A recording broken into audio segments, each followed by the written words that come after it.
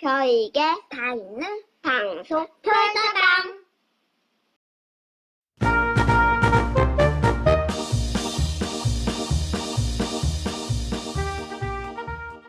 어르신 여러분 반갑습니다. 이 영상 강의 굉장히 따분하시죠? 그러나 이게 좀 힘드시고 하시겠습니다만은 제 강의를 끝까지 듣고 나면은 분명히 대구를 이해하는데 많은 도움이 되리라 저는 확신해 봅니다. 좀 힘드시더라도 저의 강의를 끝까지 들어주시면 감사하겠습니다. 자, 지난 제3강에서는 청라언덕에 대하여 살펴보았습니다. 청라언덕을 내려오면은 이제 보이는 그 건물이 계산성당이 되겠습니다. 자, 이번 제4강에서는 계산성당에 대해서 강의 드리도록 하겠습니다. 자, 이 모습이 계산성당 모습이 되겠습니다. 자, 이게 계산성당의 모습입니다. 계산성당은 아시다시피 서울 명동성당과 평양성당에 이어 우리나라 세 번째 성당으로 해서 고딕 건물 중에는 대구에서 가장 오래된 건물로 지금 되어 있습니다. 이 현재 보이는 건물은 1902년도에 지어진 건물입니다. 사적 290호로 지정되어 있습니다. 요게 이제 그 건너편에서 찍은 계산성당의 모습이 되겠습니다. 좌측에 보이는 건물이 제가 포인트 비추는 요게 매일신문사가 되겠습니다.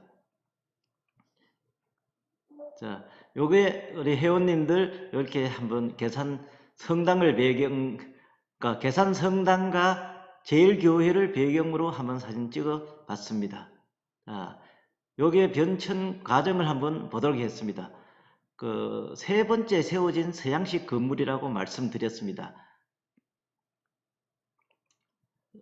대구 초대 신부로 로베르 신부가 우리말로는 김보록 신부라고 합니다.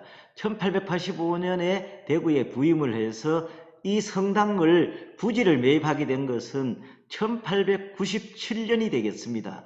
원래 로베르 신부가 그 성당 부지를 물색을 했었는데요.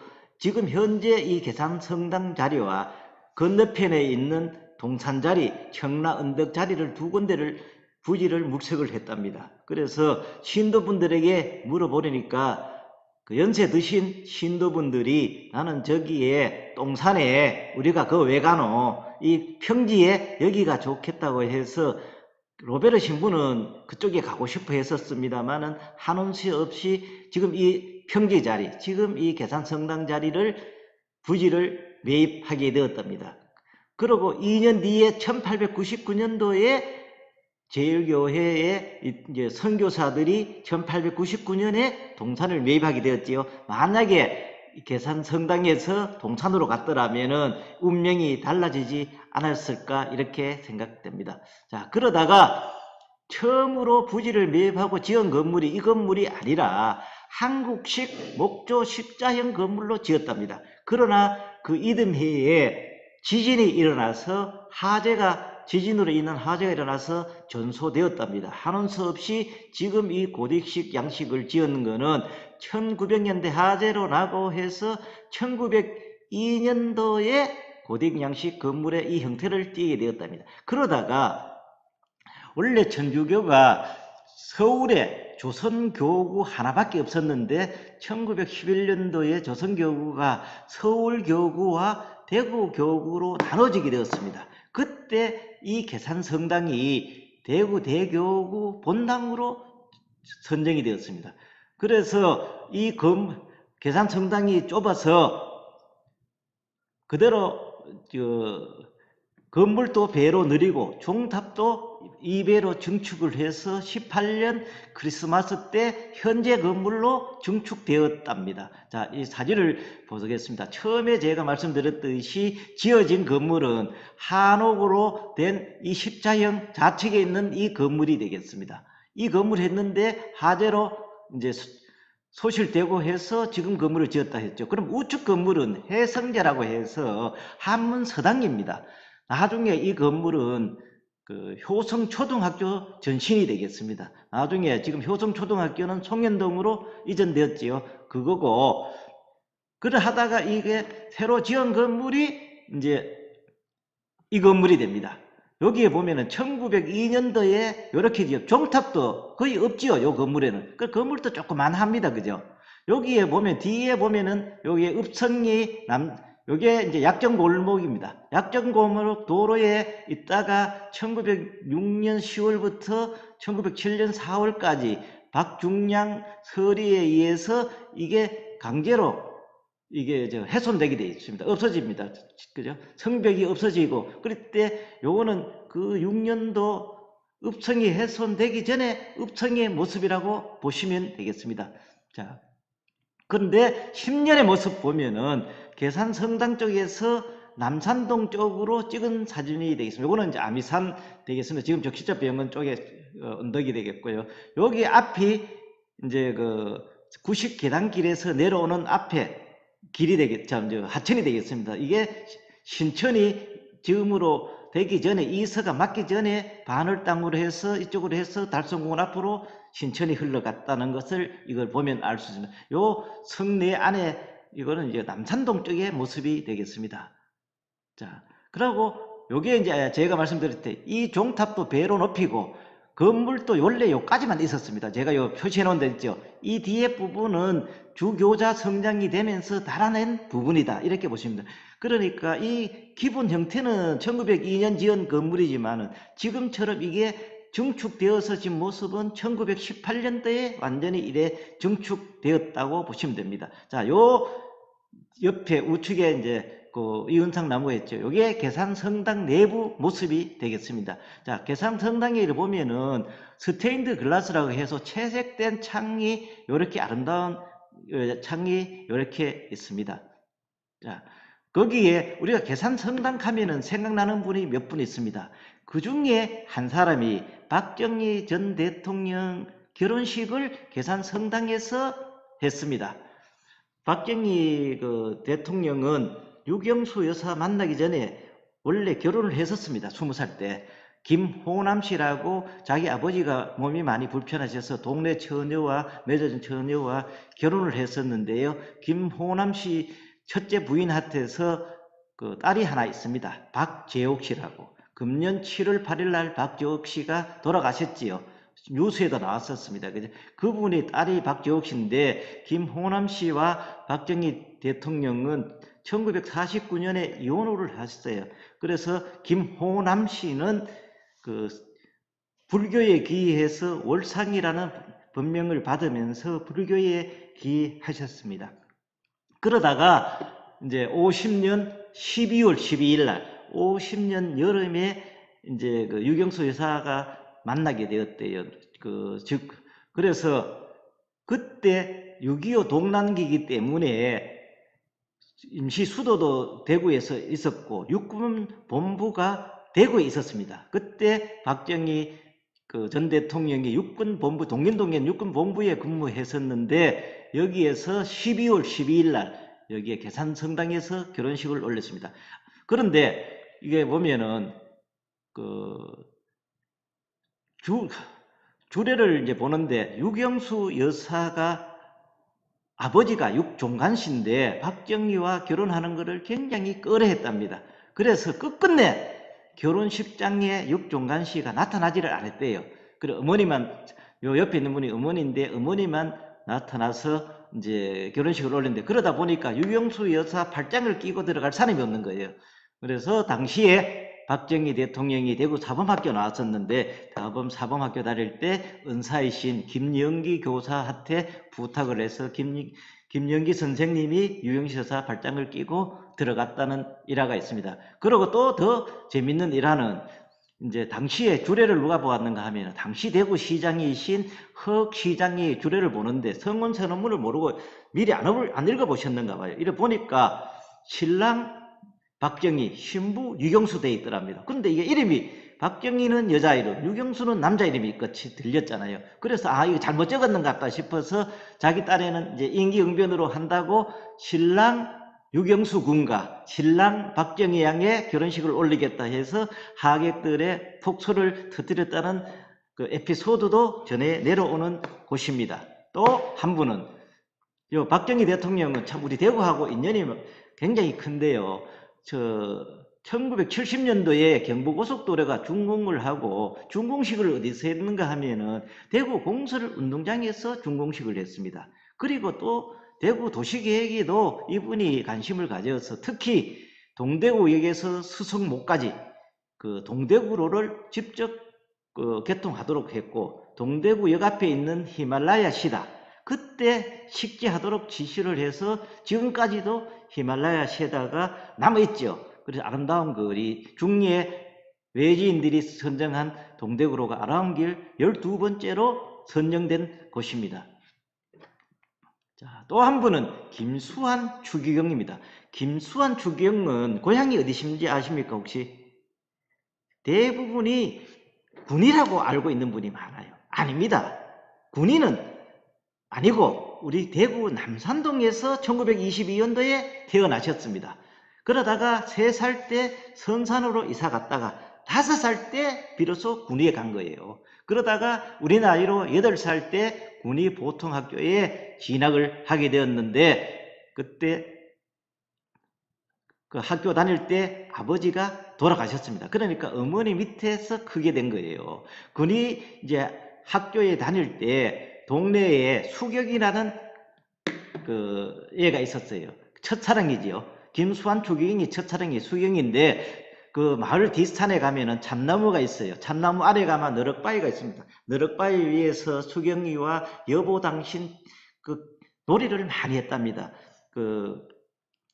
거기에 깨어진 그릇에다가 그 식물을 빻아서 반찬이라고 올리고 흰 모래를 담아서 밥이라고 해서 김수환 추기경부터 수경이가 여보 진지 잡수시오 하면서 그런 해맑은 첫사랑의 이야기가 이때가 태어났던 것입니다. 그런데 군이 보통학교가 5학년인데 5학년에 올라갈 무렵에 어머니가 수환아 니 어떻게 앞으로 할래? 하니까 김수환 추기경이 나는 김수환 추기경이 5남 3녀의 막내입니다. 아까 박정희 대통령은 5남 2녀의 막내였어요. 우연하게. 근데 이제 그 넷째 형이 김동한이가 그 신도가 되기 위해서 사제 서품을 받기 위해서 이제 신학으로 가도록 되어 있었어. 너도 신학학교 가라. 그죠? 이게 그래가 나는 원래 김수환 추기경은 자기가 물으니까 나는 돈이 많이 벌어서 어머니와 행복하게 살겠다 했는데 나는 관계없다. 우리 형 따라 니도 가면은 아버지도 그렇고 할아버지부터 여기에 천주교 신자 집안에 있는데 할아버지는 순교하고 아버지도 거기에서 신도로 있다가 돌아가셨으니까 니도 그래 해줬으면 좋겠다. 이래서 김수환이가 나는 수경이와 결혼해서 어머니 모셔 돈 많이 벌어서 같이 살고자 했는데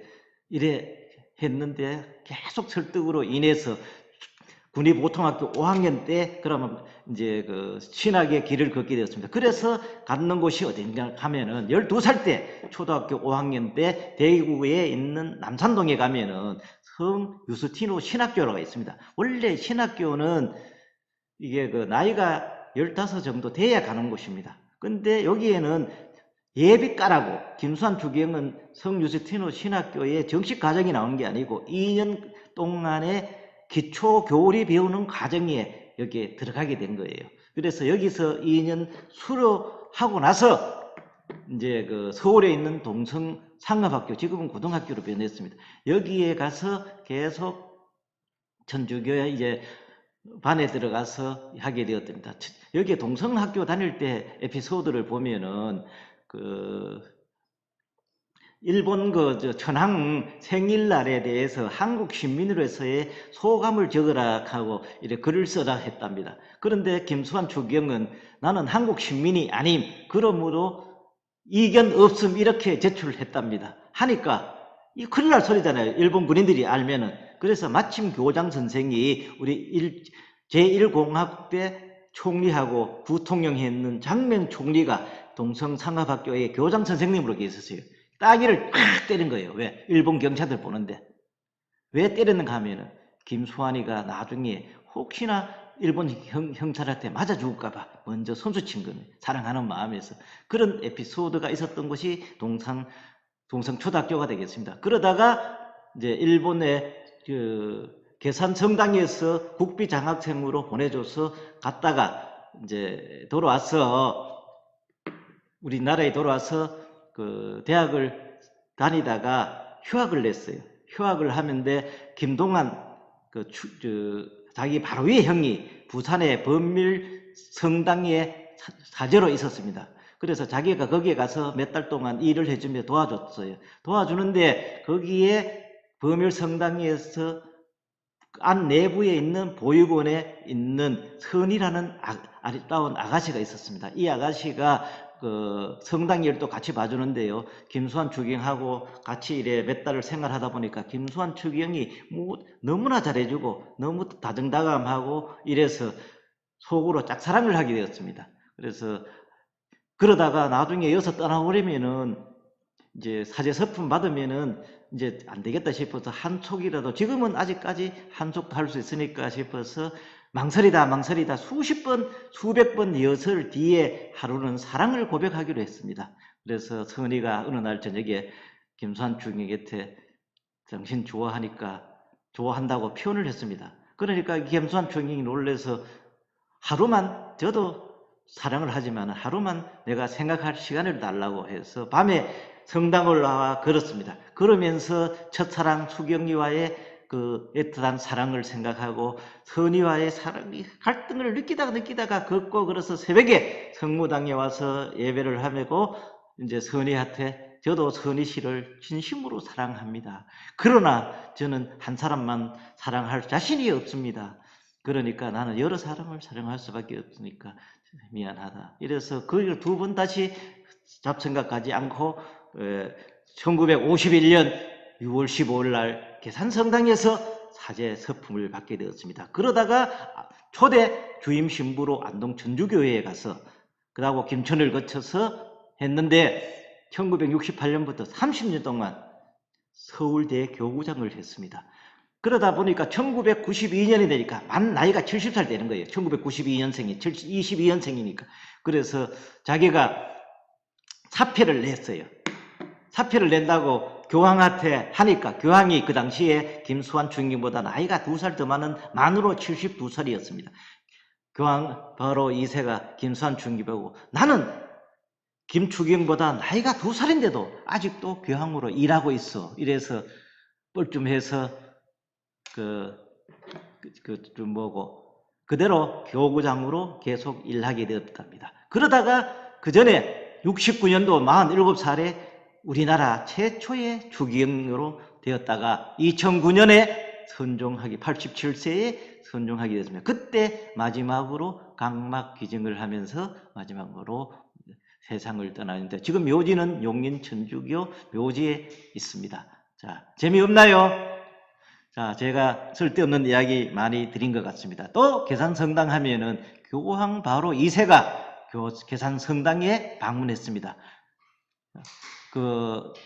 84년에 5월 3일부터 5월 7일까지 우리나라에 왔는데 5월 5일 날 대구 교구에 방문을 하게 되었어요. 그래서 청소년 대회 하는데 시민운동장에 사제 서품식에 참석하셨다가 이 계산성당에 와서 기도하시고 어린이들 어린이날에 축복해 주셨으며 남산동에 있는 성모당에 가서 성직자들과 함께 기도하면서 대구 일정을 마무리하셨다고 합니다. 자, 여기는 이게 사제관인데요. 사제관이 이거 1929년도에 지었는데 65년 만에 하재가 철거가 됐습니다. 그래서 여기에 보면은 하재로 인해서 이게 철거를 했는데 2017년에 조형근 신부가 이 사제관을 복원하자는 취지로 실물 모형을 여기 제작해 놓은 것이 있습니다. 나중에 가시면 한번 봐주시면 고맙겠습니다. 자, 이게 이제 저 멀리 새로 지었는 마지막 제일교회도 보입니다. 1994년대 교회와 성당이 한 곳에 볼 수 있는 유일한 곳.